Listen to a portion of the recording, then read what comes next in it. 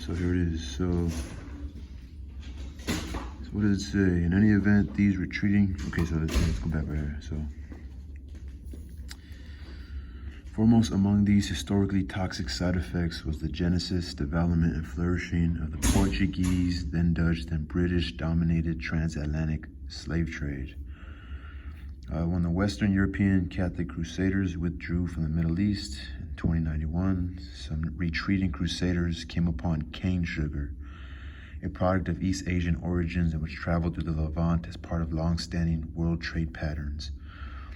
In any event, these retreating crusaders introduced cane and cane sugar to Europe, where it took off as a hot market commodity, and Portuguese merchants and entrepreneurs soon positioned themselves as Europe's chief suppliers of cane sugar, the middlemen between East Asian producers and exporters and European consumers.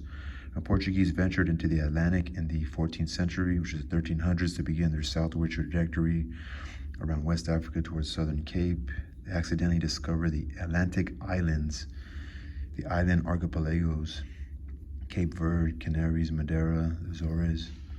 In the early 1400s, they set up what became the first Atlantic plantation system on Madeira Island,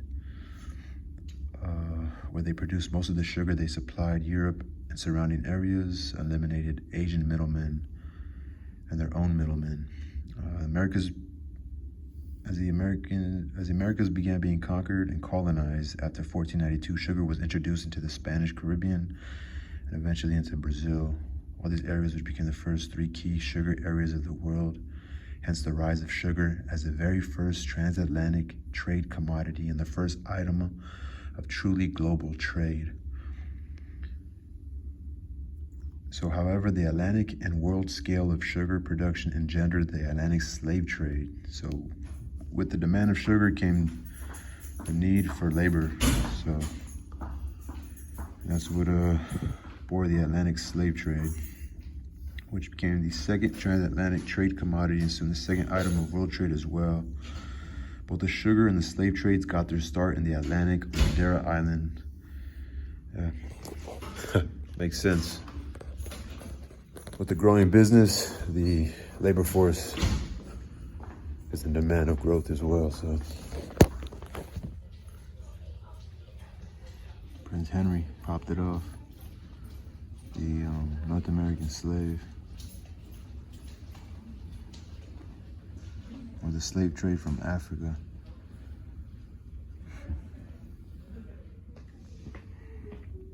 So the Virginia Company embarked on tobacco plantation cultivation.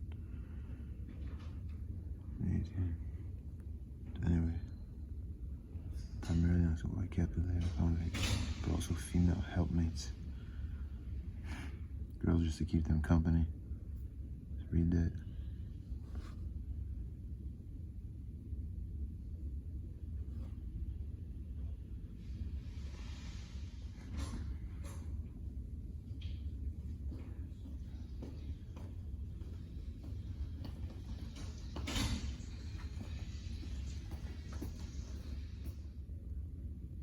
So anyway, so these privateers sold them. Anyway, but interesting, these Africans ended up as full-fledged chattel slaves. They were temporary. They worked for this amount of years. They become free after the term, and of these 20, a very small handful went on to become owners themselves of plantations. Anthony Jackson. Honor societies developed.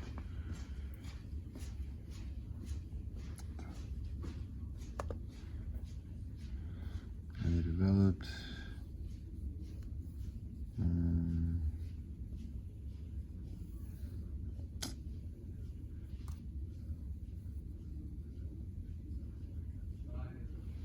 fucking situation.